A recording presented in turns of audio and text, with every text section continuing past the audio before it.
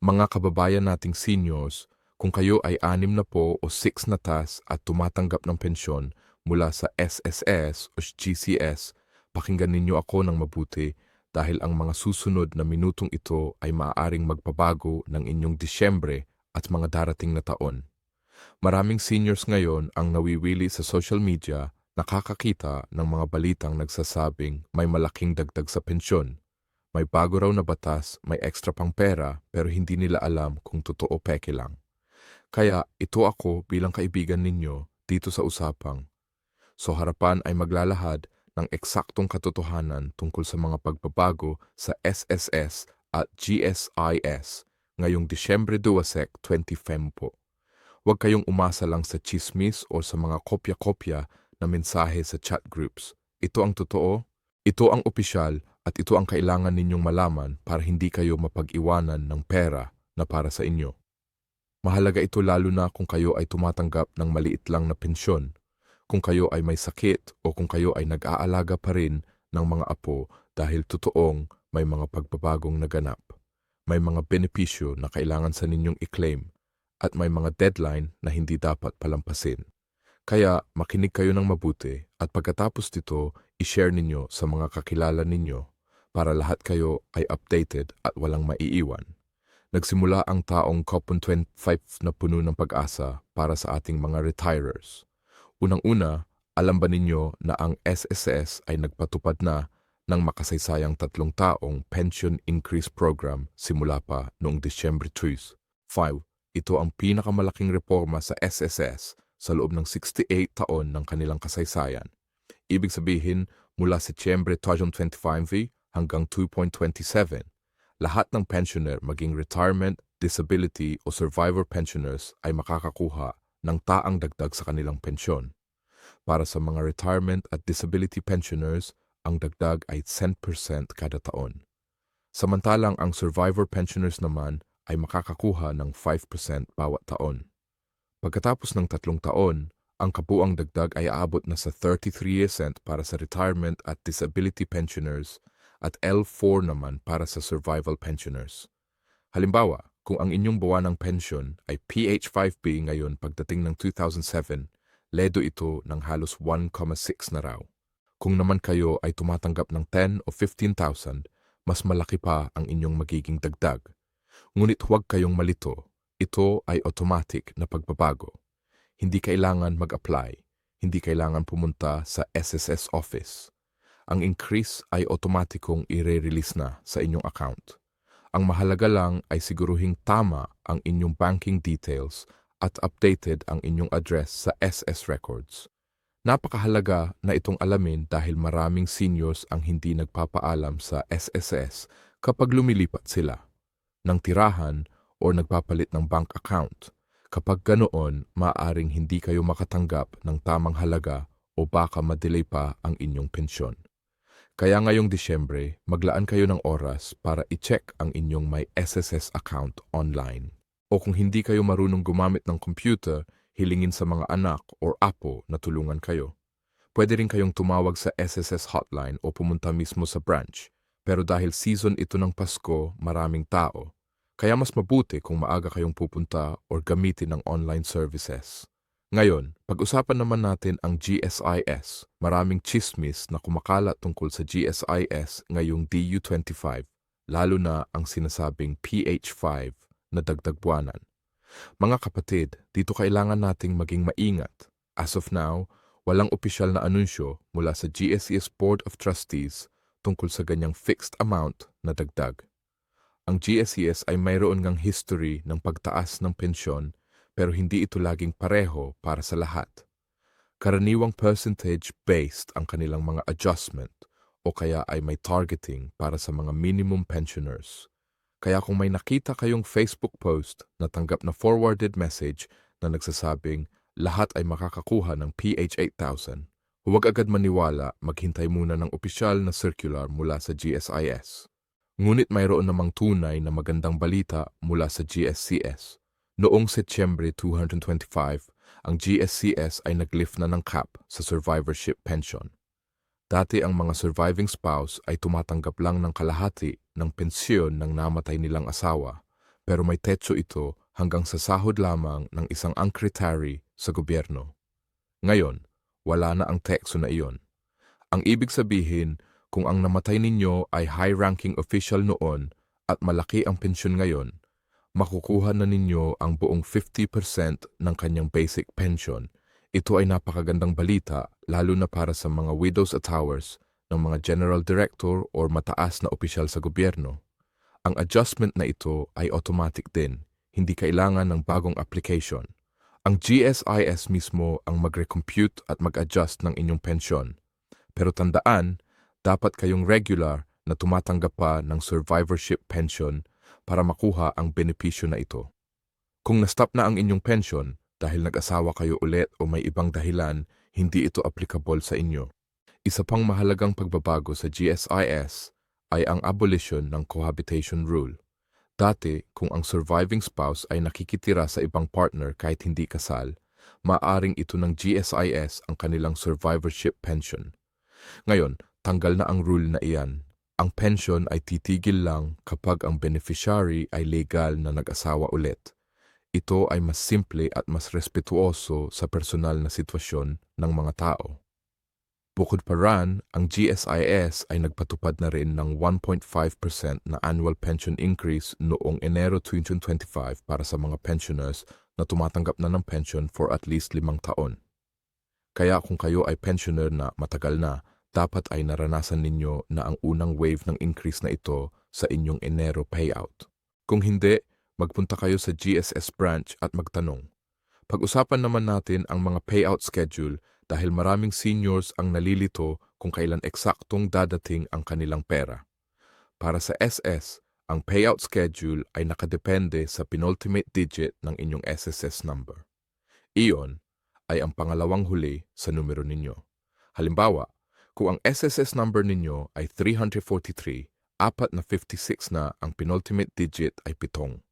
Mayroon pong kalendar na inilalabas ang SSS bawat taon na nagsasabing kung aling araw ng buwan kayo makakakuha ng pensyon base sa digit na yon.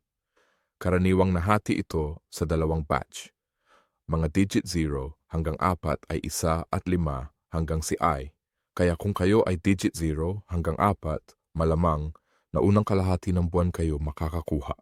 Kung 5 hanggang 9 naman sa ikalawang kalahati, ngayong Disyembre, dahil Christmas season, may posibilidad na slightly earlier ang release noong at 24 ang 13th month pension ng SSS ay inilabas na as early as late November.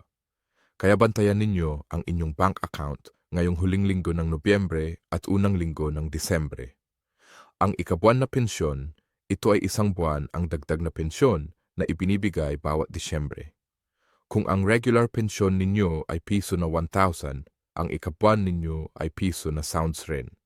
Kung 16,000 ang regular ninyo, 16 din ang 13th month, ito ay tax-free at walang deduction. Sobrang laking tulong nito lalo na para sa gastos sa Pasko, regalo, notebena, medisina, bills. Tandaan lang, ang ikabuang pensyon ay para lang sa mga aktibong pensyoner. Kung na-suspend or na-stop ang pensyon ninyo dahil sa compliance issues, hindi kayo makakakuha. Kaya kung meron kayong natatanggap na sulat mula sa SSS o GSIS na nagsasabing kailangan ninyong mag-submit ng Annual Confirmation of Pensioners o AC documents, gawin ninyo agad. Huwag palampasin ang deadline. Ngayon, pag-usapan natin ang GSIS payout schedule. Ang GSIS ay lahat ng pensioner ay nakakatanggap tuwing ika-8 araw ng buwan. Kung ang ika-8 ay weekend or holiday, ang pension ay inilalabas sa huling working day bago ang ika-8. Kaya ngayong Disyembre due to 25 dahil ang December 8 ay Monday, iyan ay working day, kaya inaasahan na December 8 mismo ang release. Pero dahil Christmas season din may posibilidad ng slight adjustments, kaya bantayan ninyo ang inyong eCar Plus o Humid Card Balance.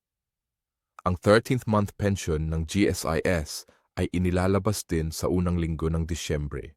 Sa nakaraang mga taon, may mga pensioner na nakatanggap pa as early as late November. Kaya kung hindi pa kayo nakakatanggap ngayong unang linggo ng Disyembre, mag-alala na kayo at tumawag sa GSIS or magpunta sa branch. may mga clawback o pagbawas sa pensyon. Ito ay isang mahalagang tanong dahil maraming seniors ang natatakot na baka may kunin pala sa kanila o baka may utang na ibabawas. Sa totoo lang, sa karamihan ng kaso, walang unexpected na uba pero may mga sitwasyon kung saan maaaring bawasan ang inyong pensyon. Una, kung may overlapping benefits kayo, halimbawa, nakatanggap kayo ng sickness benefit o partial disability benefit habang tumatanggap na rin ng pension, baka ibawas ito. Pangalawa, kung may dependent child ka na inaklaim mo pa sa pensyon pero nagtrabaho na pala o nag-asawa na, kapag nalaman ng SSS o GSIS, ibabawas nila ang overpaid amount sa inyong susunod na pensyon. Pangatlo, kung nagtrabaho ulit ang pensioner habang tumatanggap ng early retirement pension, maaaring masuspend ang pension depende sa rules. Kaya ang leksyon dito ay maging transparent. Kung may pagbabago sa inyong status, may trabaho na ang dependent. Namatay ang dependent o kayo mismo ay nagtrabaho ulit, sabihan ninyo agad ang SSS o GSIS. Mas okay na kayo mismo ang magsabi kaysa ma-discover nila at magkaroon pa ng penalties. Ano naman ang mga hidden benefits na madalas hindi alam ng seniors? Una, ang PH0 monthly additional benefits sa SSS. Simula 2.1, lahat ng retirement pensioner ay tumatanggap ng extra P1,000 on top ng kanilang computed pension. Pero maraming seniors ang hindi alam na automatic na ito. Kaya kung ang sabi sa inyo ay ang pension mo ay 4,000, in reality ay PH 5,000 na dahil may automatic PH 1,000. Pangalawa, ang survivorship pension para sa mga anak ay pwedeng i-claim hanggang 2 taong gulang kung nag-aaral pa sila o kahit lampas paran kung may permanent disability.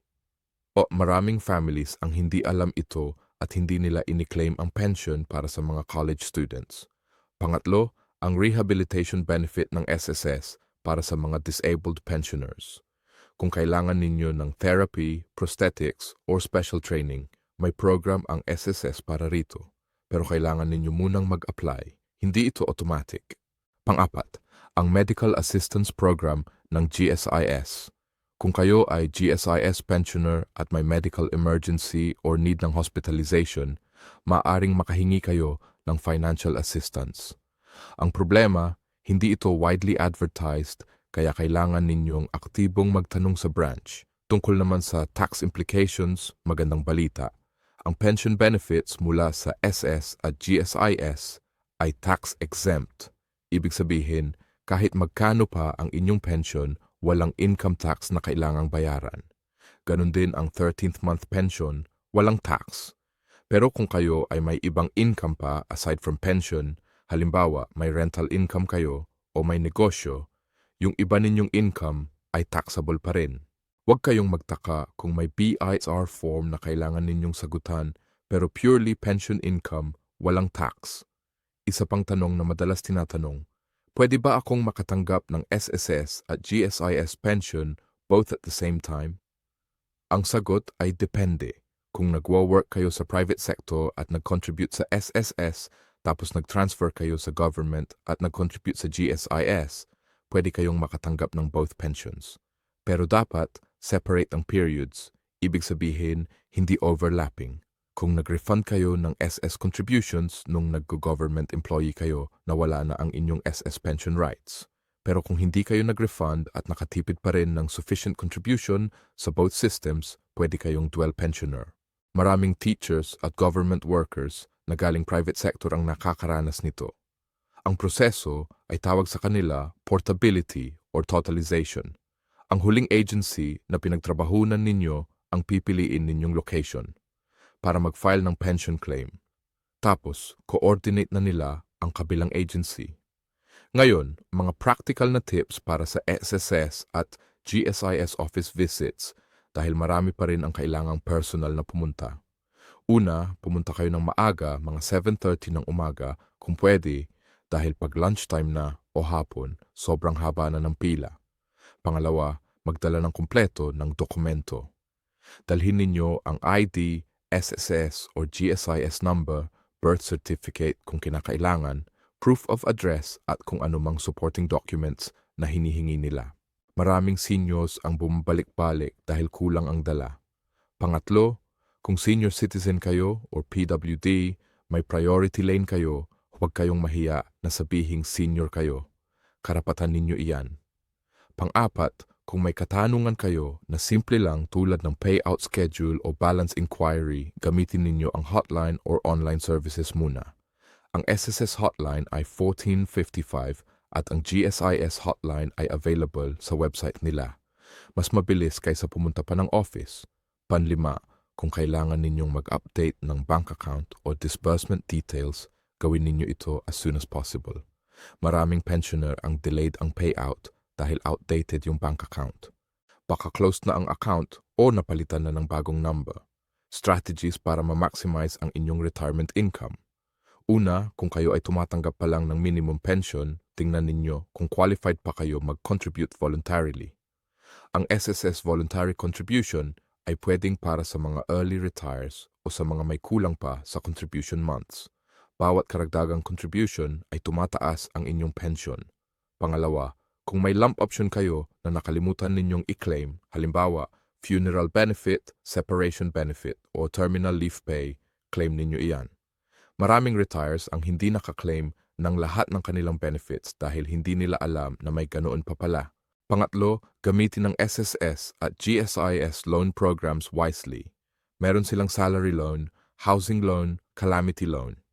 Ang interest rate ay mas mababa compared sa private lending companies. Pero, tandaan, kapag nangutang kayo, babawasan ang inyong monthly pension para sa installment payment. Kaya siguraduhin, kaya ninyo bayaran at kailangan talaga ninyo ng loan.